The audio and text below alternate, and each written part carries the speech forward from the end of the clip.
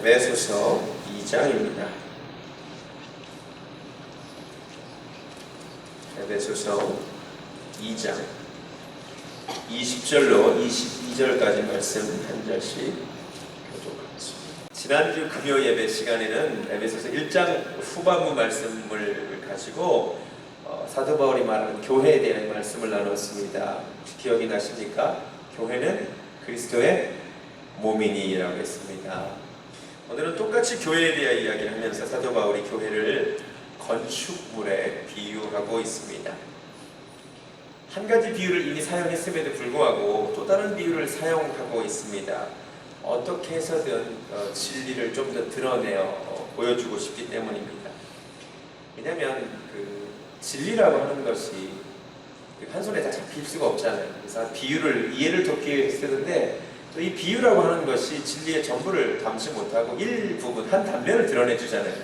그래서 교회를 몸으로 설명했을 때 드러나는 하나님의 진리가 있고 또 교회를 건축물로 비유했을 때 나오게 되는 진리가 있습니다. 그래서 오늘은 이 말씀을 통해 하나님의 교회가 어떤 곳인지 교회를 건축물에 비유하면서 깨달아가는 시간이 되기를 원합니다. 가장 먼저 20절입니다. 너희는 사도들과 선지자들의 터 위에 세우심을 입은 자라. 할렐루야. 교회는 터가 있습니다. 교회의 터가 무엇이랍니까? 사도들과 선지자들의 터 위에 세워졌답니다. 교회는 갑자기 하늘에서 떨어진 것이 아닙니다. 주로 그런 주장을 하는 단체들이 있습니다. 그게 이단입니다. 이단들의 특징이 있어요. 우리만 그동안 교회사 가운데 모든 것들이 다 끊겨졌고 비밀이 숨겨졌고 다 그랬는데 갑자기 하나님이 나에게 계시를 주셔서 기독교 2000년간 숨겨져 있던 진리를 그런 거 없습니다. 그런 거 없어요. 그게 이단이에요. 그러니까 영어로 blink out, blink in. 자기들 전에 모든 게 다 꺼졌었다가 갑자기 자기에게 하나님이 모든 기독교 2000년의 비밀의 역사를 다 알려주셨다. 거짓말입니다. 그렇지 않습니다. 우리는 연속성이라는 것이 있습니다. 사도들과 선지자들의 터 위에 교회는 세워졌음을 믿으시기 바랍니다. 그래서 교회의 역사를 아는 것이 매우 중요합니다. 제가 기회가 되면 제가 또 마치 교회의 역사를 평생 공부하고 또 학교에서 강의를 하고 있는데 우리 성도님들께 이 교회의 역사를 알려드릴 기회가 제가 만들어 보겠습니다. 그래서 빠른 시간 안에 말씀드리려고 하니까요. 꼭 많은 분들 참여해 주시기 바랍니다. 다시 말씀드리지만 우리의 기초는 사도와 선지자들입니다. 여러 가지 해석이 있지만 이렇게 해석하는 것이 가장 보편적입니다. 구약의 선지자들, 신약의 사도들 터 위.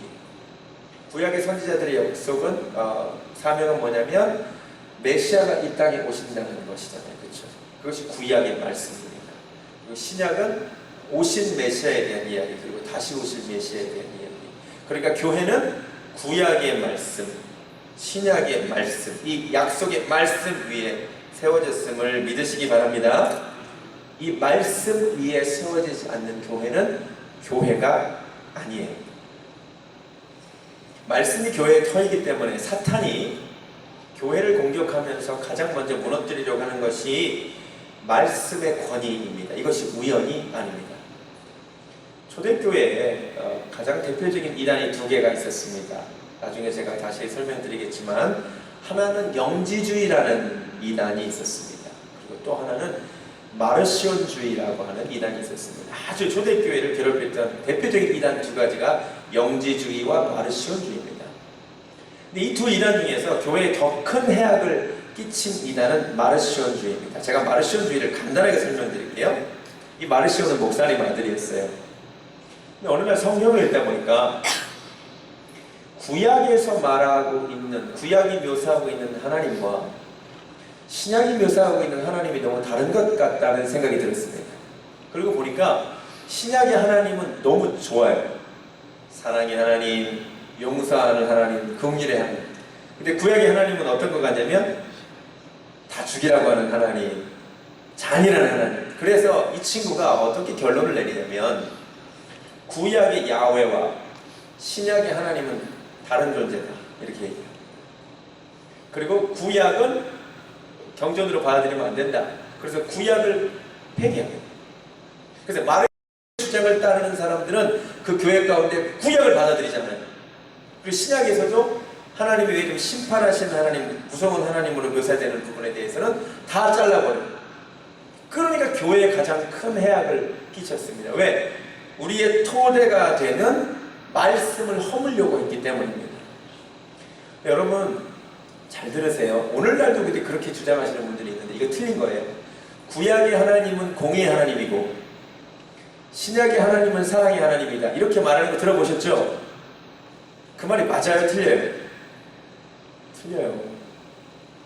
구약의 하나님도 공의와 사랑의 하나님이시고 신약의 하나님도 공의와 사랑의 하나님이십니다. 아멘. 여러분 구약의 하나님이 공의가 강조된 것 같지만 아니에요. 얼마나 구약의 하나님이 사랑의 하나님이신데요. 몇 개만 살펴볼게요. 출애굽기 34장. 하나님의 자기 소개, 제가 언젠가도 말씀드렸습니다. 출애굽기 34장 6절. 구약의 하나님이 자기 자신을 이렇게 소개하십니다. 여호와께서 그의 앞으로 지나시며 선포하시되 여호와라 여호와라 자비롭고 은혜롭고 노하기를 더디하고 인자와 진실이 많은 하나님이라. 인자를 천대까지 베풀며 악과 과실과 죄를 용서하리라. 아멘. 어떤 하나님이에요? 사랑의 하나님 맞아요? 사랑의 하나님 맞지요? 출애굽기 22장 22장에서 하나님이, 우리가 그 무섭다고 생각하는 하나님이 이런 세심한 명령을 내리세요. 한번 보세요. 출애굽기 22장 21절. 어쩌면 마르시온이 20절 말씀 때문에 하나님 무서웠을지 몰라. 20절에 여호와 외에 다른 신에게 제사를 드린 자는 멸 할지니라. 이런 말씀이 무서웠는지 모르는데 그 다음 말씀이 뭐냐면 너는 이방 나그네를 압제하지 말며 그들을 학대하지 말라. 너희도 애굽 땅에서 나그네였습니다. 너는 과부나 고아를 해롭게 하지 말라. 내가 만일 그들을 해롭게 함으로 그들이 내게 부르짖으면 내가 반드시 그 부르짖음을 들으리라. 고아와 과부와 나그네를 돌보시는 하나님. 그 하나님이 어떤 하나님이에요? 사랑의 하나님 맞습니까? 좀 더 읽어볼까요? 25절. 네가 만일 너와 함께한 내 백성 중에서 가난한 자에게 돈을 구워주면 너는 그에게 채권자같이 굴지 말래요. 그리고 뭘 받지 말래요? 이자도 받지 말래요. 네가 만일 이웃의 옷을 전당 잡거든. 세상에 우주를 창조하시고 통치하신 하나님 이걸 신경 쓰시는데 해가 지기 전에 그에게 돌려보내래요. 돈 밀려가면서 옷을 담보물로 맡겼으면 밤에는 돌려드려요. 왜? 27절에 그것이 유일한 옷이라. 그것이 그의 알몸을 가릴 옷인즉 그가 무엇을 입고 자겠느냐. 그가 내게 부르짖으면 내가 들으리니 나는 자비로운 자임이니라. 아멘. 우리 하나님 너무 사랑의 하나님 같지 않아요? 더 가볼까요? 19장.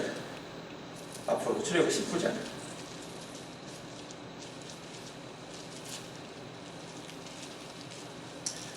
죄송합니다. 출애굽이 아니라 레위기 19장. 레위기 19장. 레위기 19장 9절 말씀. 레위기 19장 9절 말씀. 너희가 너희의 땅에서 곡식을 거둘 때에 너는 밭 모퉁이까지 다 거두지 말고 내 떨어진 이삭도 줍지 말며 내 포도원의 열매를 다 따지 말며 내 포도원에 떨어진 열매도 줍지 말고 어떻게 하래요? 가난한 사람과 거류민을 위하여 버려두라. 나는 너희 하나님 여호와이니라. 할렐루야. 놀랍지 않아요? 추수할 때 여기서 여기까지 내 밭인데 다 거두지 말고 한쪽을 남겨둬요. 추수하고 가는데 실수로 곡식단이 3개가 떨어졌어. 그럼 어떻게 하래요? 줍지도 말래요. 누구를 위해서? 가난한 자가 주워 먹으라고. 이 혜택 본 사람이 룻기에 나오는 그 룻이에요. 우리 하나님은 놀라운 분이세요. 사랑의 하나님 맞습니까? 아니, 심지어 욥기 38장에 보면 까마귀 새끼가 하나님을 향하여 울부짖으며 먹을 것이 없어 허우적거릴 때에 그를 위하여 먹을 것을 마련해 주는 자가 누구냐라고 물어요. 우리 하나님 얼마나 사랑의 하나님이냐면, 누구도 신경 쓰세요? 세상에 까마귀 새끼가 배고프다고 하나님께 짹짹짹짹 울부짖으면 하나님 어떻게 하면 돼요?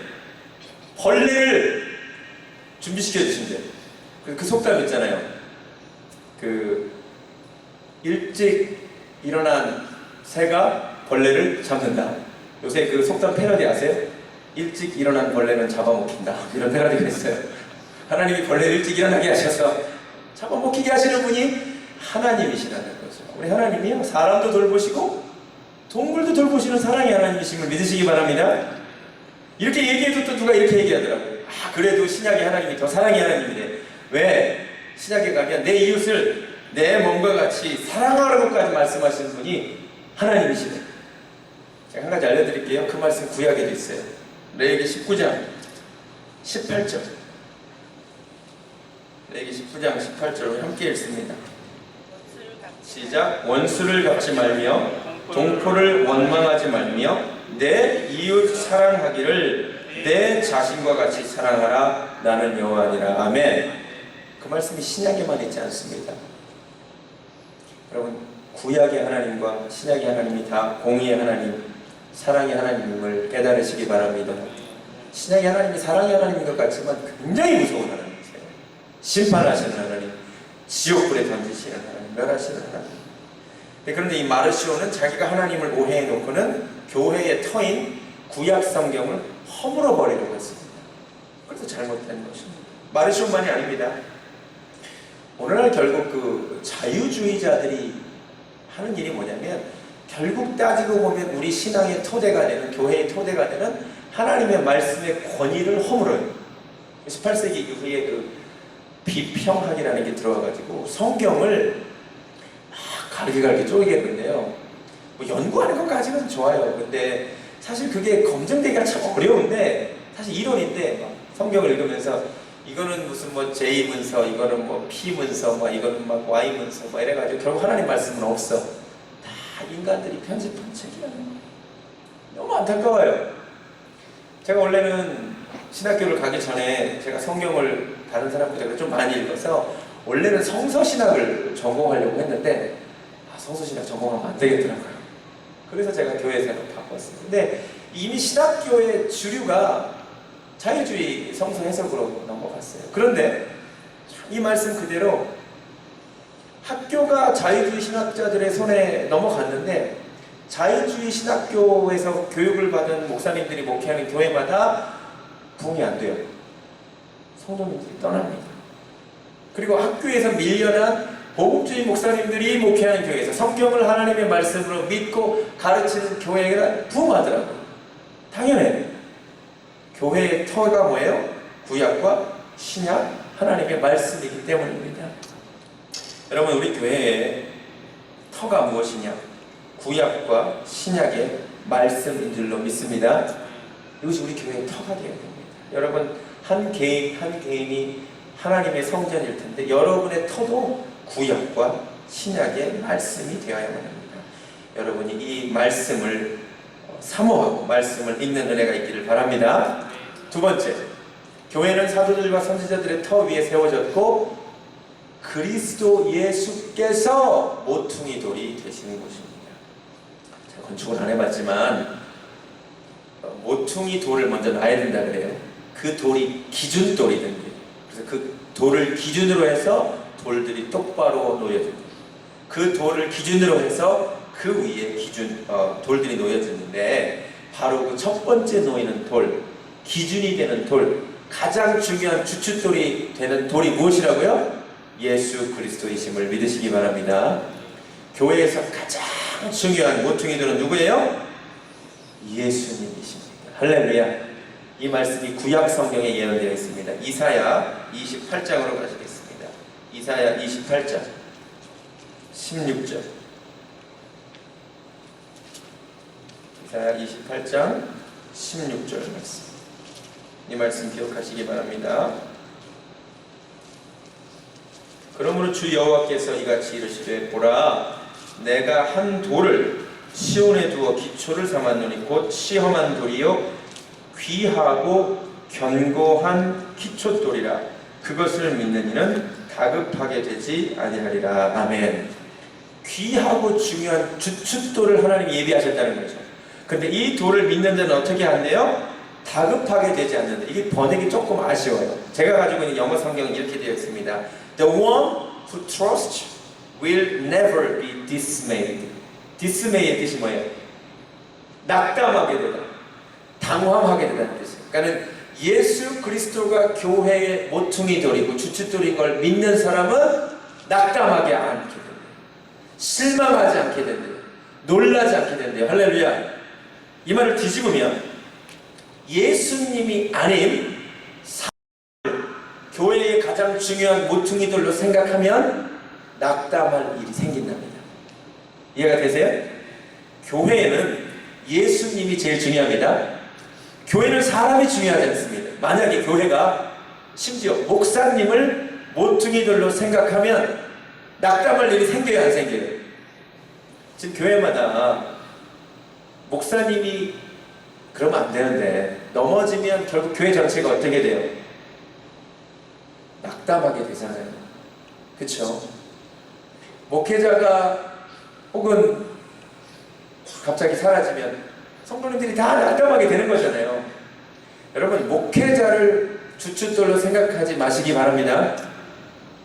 아멘. 저 그렇게 중요한 사람이 아니에요. 장로님도 모퉁이돌이 아니에요. 그 누구도 교회의 모퉁이돌이 아니에요. 그 사람을 모퉁이돌로 생각하면, 예를 들어 교회에서 헌금을 제일 많이 하시는 분, 그분을 모퉁이돌로 생각하면, 그분을 믿으면 반드시 낙담할 일이 생깁니다. 교회에 우리가 의지해야 될, 기준이 될 가장 중요한 주춧돌은 예수 그리스도 한 분인 줄로 믿습니다. 아멘. 그 외에는 우리는 다 그냥 성전에 필요한 이런 기둥들이죠. 또 기둥의 역할들을 또 감당해야죠. 직분자들은 기둥이에요. 그러니까 기둥이니까 막 옮겨 다니시면 안 돼요. 기둥이 얘가 갑자기 일어나서 다른 데 가면 돼요, 안 돼요?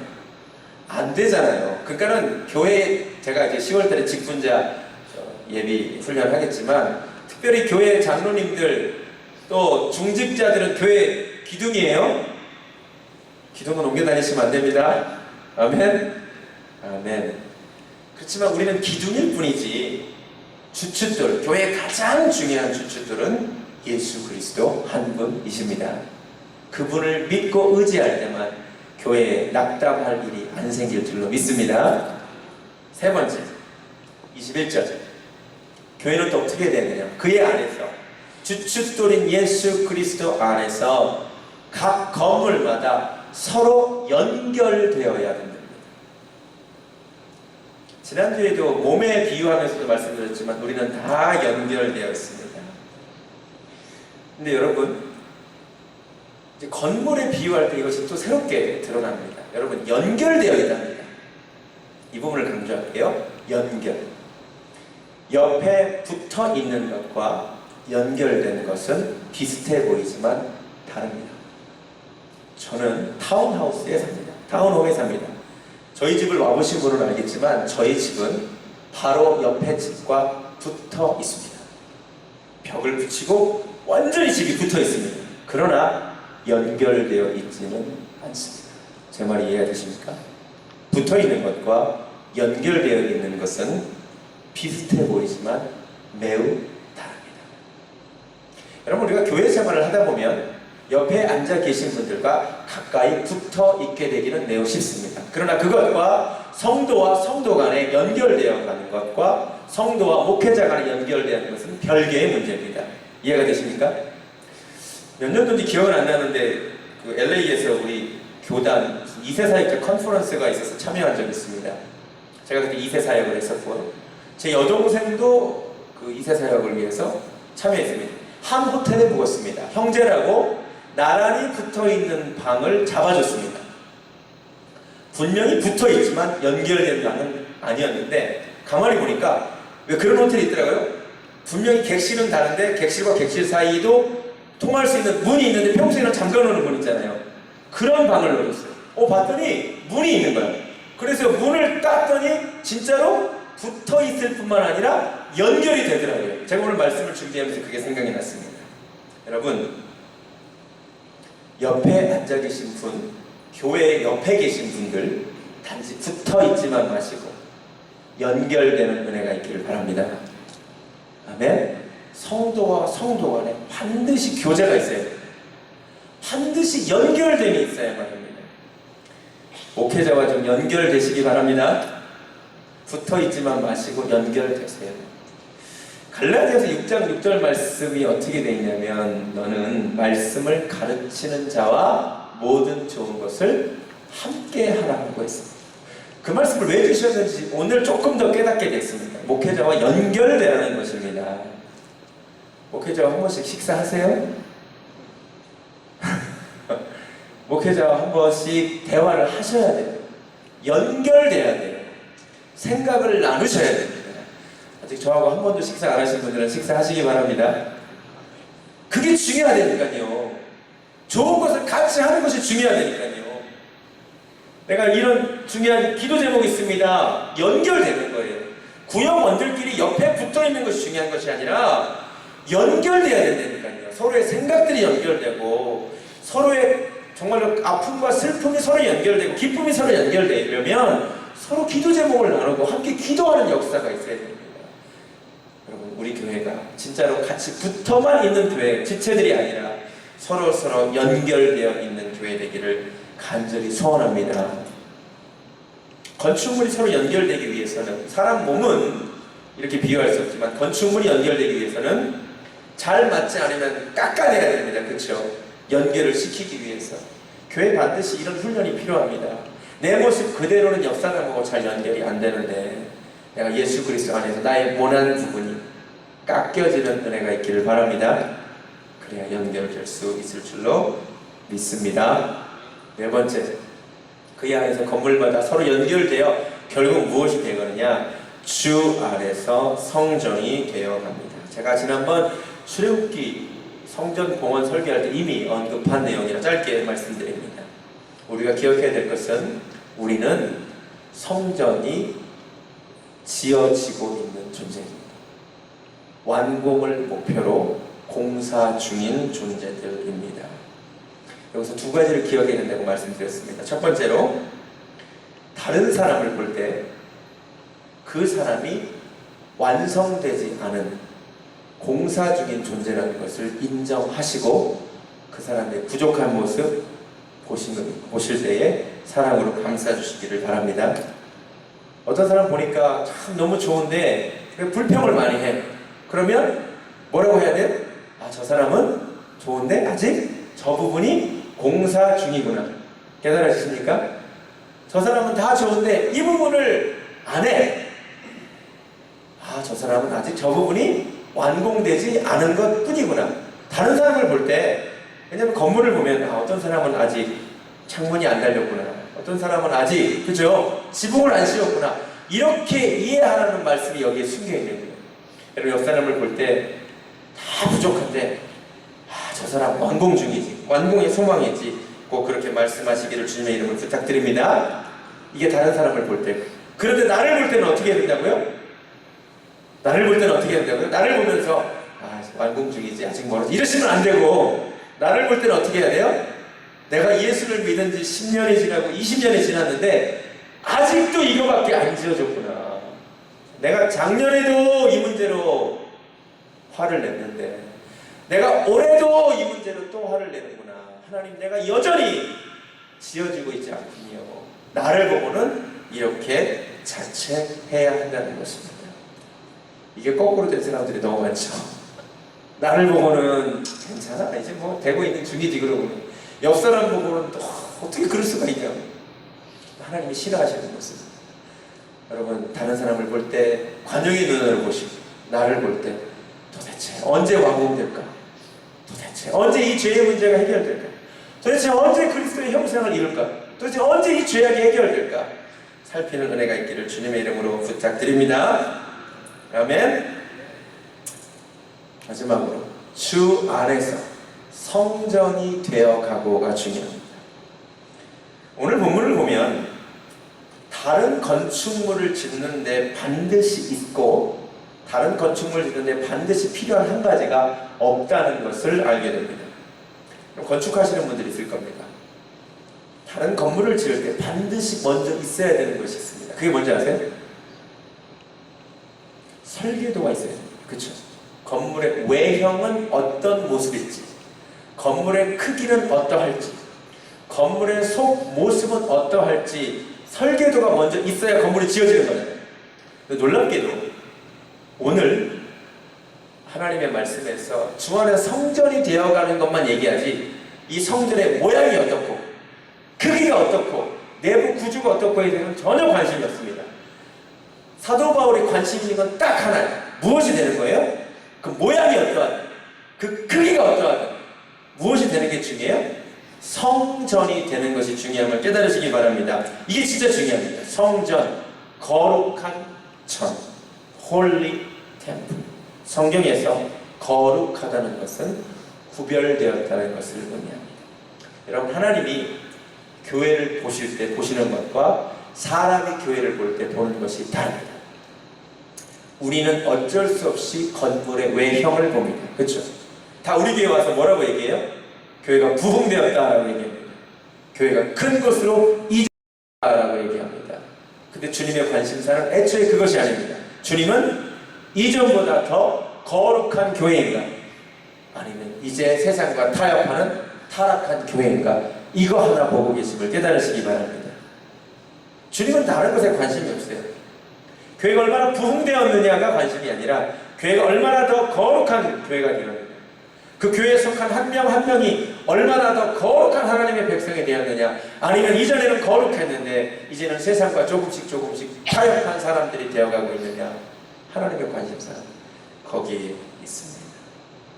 왜 주 안에서 성전이 되어가야 하느냐? 그 다음 말씀 22절, 너희도 성령 안에서 하나님이 거하실 처소가 되어야 되기 때문입니다. 건물의 목적이 있습니다. 이 건물은, 이 교회는 하나님이 거하시는 처소인 줄로 믿습니다. 근데 하나님이 어떤 분이냐면 하나님의 제1 속성이 뭐예요? 하나님은 거룩하신 분이십니다. 거룩하신 하나님은 거룩하시지 않은 교회에 머물지 않으십니다. 여러분, 우리 교회가 가장 살펴야 됩니다. 가장 애써야 됩니다.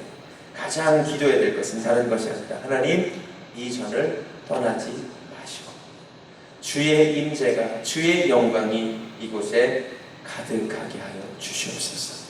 우리가 이것을 위하여 기도해야 할 줄로 믿습니다. 성경을 보면 하나님은 촛대를 옮기시는 분이십니다. 하나님이 촛대를 옮기신다는 말은 하나님의 영광이, 하나님의 임재가 떠난다는 말입니다. 그런데요, 하나님의 임재가 떠나도 얼마든지 계속해서 이곳에서 예배는 드려질 수가 있습니다. 하나님이 떠났는데, 하나님이 더 이상 역사하지 않는데 사람들만 여전히 모여있는 교회가 있을 수 있습니다. 그런 교회의 특징이 무엇입니까? 예배 시간이 너무나 지루합니다. 예배 시간이 답답합니다. 예배 시간에 조는 사람들이 많습니다. 그리고 예배 시간이 끝나면 활기를 되찾습니다. 진교 시간에 시끌벅적해집니다. 그런데 그런 교회는 오래 가지 못합니다. 왜냐하면 교회는 원래 하나님이 거하시는 처소여야 하기 때문입니다. 하나님이 우리의 교회 가운데 충만히 임재하실 때 사람들도 모이게 될 줄로 믿습니다. 아멘. 하나님이 우리 교회를 떠나시면 사람도 떠나게 될 것입니다. 이것을 정확하게 알려주는 본문이 룻기입니다. 우리 룻기 1장으로 가시겠습니다. 룻기 1장. 구약성경 룻기 1장. 1장 1절입니다.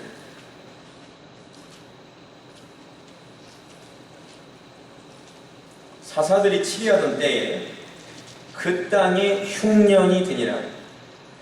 유다 베들레헴의 한 사람이 그의 아내와 두 아들을 데리고 모압 지방에 가서 거류하게 됩니다. 잘 보세요. 장소가 어디입니까? 원래 살던 곳이 어디입니까? 베들레헴이었습니다. 그렇죠? 베들레헴에 무엇이 들었습니까? 흉년이 들었습니다. 그랬더니 어디로 떠납니까? 베들레헴을 떠나서 모압 땅으로 갑니다. 여러분, 베들레헴의 뜻이 그런데 뭔지 아십니까? 베들레헴은 빵집, 떡집이라는 뜻입니다. 굉장히 심발릭한 의미가 있습니다. 빵집에 빵이 없어서 사람들이 떠납니다. 떡집에 떡이 없어서 사람들이 베들레헴을 떠납니다. 교회는 하나님의 집입니다. 하나님의 집에 하나님이 없으면 사람은 떠나게 됨을 깨달으시기 바랍니다. 하나님의 집에 하나님의 말씀이 사라지면 사람들은 떠나게 되어 있습니다. 한국교회가 왜 요새 쇠퇴하고 있습니까? 하나님의 집에 하나님의 말씀이 사라지고 있기 때문입니다. 부흥은 거꾸로입니다. 언제 부흥이 일어납니까? 하나님의 집에 다시 하나님이 계신다는 소문이 들릴 때, 하나님의 집에 다시 하나님의 말씀이 들린다는 소문이 들릴 때, 떡집에 떡이 있고 빵집에 빵이 있다는 소문이 들릴 때 사람들이 다시 오게 됩니다. 1장 6절을 보시기 바랍니다. 그 여인이 모압 지방에서 여호와께서 자기 백성을 돌보시사 그들에게 양식을 주셨다함을 듣고 다시 베들레헴에 떡집에 떡이 있다는 소식을 듣고 두 며느리와 함께 일어나 모압 지방에서 돌아옵니다. 떠날 때는 룻 혼자 한 여인이었는데 오히려 돌아올 때는 자기 며느리 둘을 데리고 옵니다. 이게 부흥입니다. 룻기 1장은 교회의 쇠퇴와 교회의 부흥이 무엇에 달려있는지를 정확하게 상징적으로 알려주고 있습니다. 기억하시기 바랍니다. 떡집에 떡이 없으면 사람들이 떠납니다. 하나님의 집에 하나님이 안 계시면 사람들은 떠납니다. 여러분 교회 옮겨보셔서 알잖아요. 하나님의 집에 하나님의 말씀이 없으면 내 영혼이 너무 갈급해서 배고파서 떠나게 되어 있습니다. 교회는 어떻게 부흥되느냐? 교회에 하나님이 임재하신다, 교회에 하나님의 말씀이 있다, 이 소문이 들릴 때만 교회에 사람들이 모이고 흥왕하게 될 수 있을 줄로 믿습니다. 그래서 우리가 사모해야 될 것, 이 밤에 모여서 사모해야 될 것은 다른 것이 아닙니다. 여러분 교회가 부흥하기를 원하십니까? 우리 교회에 하나님의 임재가 충만히 나타나야 할 수 있을 줄로 믿습니다. 하나님의 영광이 나타나야 할 수 있을 줄로 믿습니다. 하나님의 말씀이 흥왕해야 부흥하게 될 줄로 믿습니다. 그래서 우리 이 시간 다른 것 놓고 기도하지 말고, 하나님, 교회는 하나님의 말씀이라는 토대 위에 세워지고 예수님을 주춧돌로 하고 서로 연결되어야 하는데 결국 하나님이 거하실 성전이 되어야 한다는 것을 깨달았습니다. 이 시간 교회가 거룩한 교회 되기를 원하며 하나님의 영광이 충만한 교회 되기를 원합니다. 이걸 놓고 기도하기 원합니다. 찬양하겠습니다. 내 눈 주의 영광을 보내. 우리 간절히 기도하는 마음으로 찬양하기 원합니다. 하나님, 내가 주님의 영광을 이곳에서 보기 원합니다. 기도하는 마음으로 찬양합니다. 내 눈 주의 영광을 우리 가운데 오시옵소서. 우리 가운데 계신 주님, 아멘. 그 빛나 영광 온 하늘 덮고 그 찬송 온 땅 가득해. 아버지, 내는 주의 영광을 보내. 찬송 가운데 서신 주님, 주님의 얼굴은 온 세상 향하네. 권능의 발을 드셨네. 주의 영광 이곳에 가득해. 우린 성의 주님과 함께 찬양하며 우리는 전진하리. 모든 열방 주 볼 때까지. 우리 이제는